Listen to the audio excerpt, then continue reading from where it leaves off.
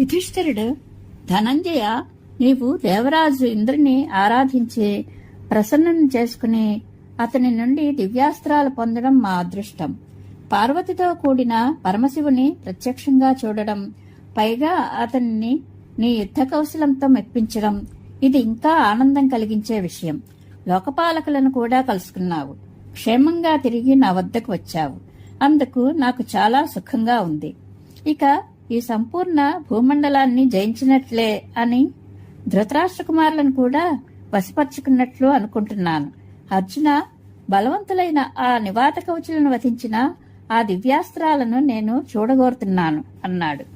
యుధిష్ఠిరుడు ఇలా అడగగానే అర్జునుడు దేవతలు ఇచ్చిన ఆ దివ్యాస్త్రాలను చూపించాలనుకున్నాడు. ముందుగా అతడు విధిపూర్వకంగా స్నానం చేసి శుద్ధుడై మిక్కిలి కాంతివంతమైన దివ్య కవచాన్ని శరీరంపై ధరించాడు. ఒక చేతితో గాంధీవ ధనస్సును, ఇంకొక చేతితో దేవదత్త శంఖాన్ని పట్టుకున్నాడు.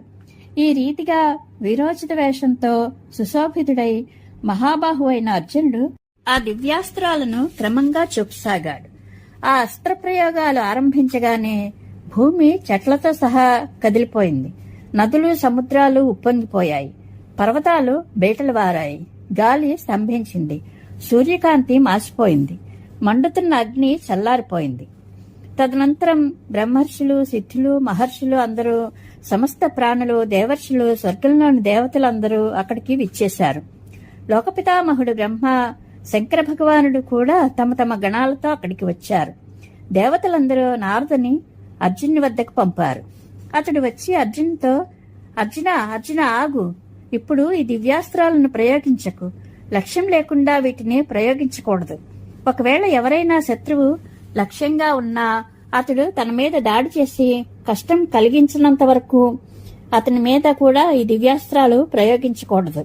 అలా కాక వీటిని వ్యర్థంగా ప్రయోగిస్తే మహానర్థాలు వాటిల్లుతాయి. నియమానుసారంగా వీటిని నీవు కాపాడితే ఇవి శక్తిశాలులై నీకు సుఖాన్ని ఇస్తాయి. ఇందులో ఎంతమాత్రం సందేహం లేదు. ఒకవేళ నీవు వ్యర్థ ప్రయోగంతో వీటిని కాపాడకపోతే ఇవి త్రిలోకాలను నాశనం చేస్తాయి. కాబట్టి ఈనాటి నుండి ఇక ఎప్పుడు ఇలా చేయకు. యుధిష్ఠిరా, నీవు కూడా ఇప్పుడు వీనిని చూడాలనే కోరిక మానుకో. యుద్ధంలో శత్రువులను మర్దించే సమయంలో అర్జునుడు వీటిని ప్రయోగిస్తాడు.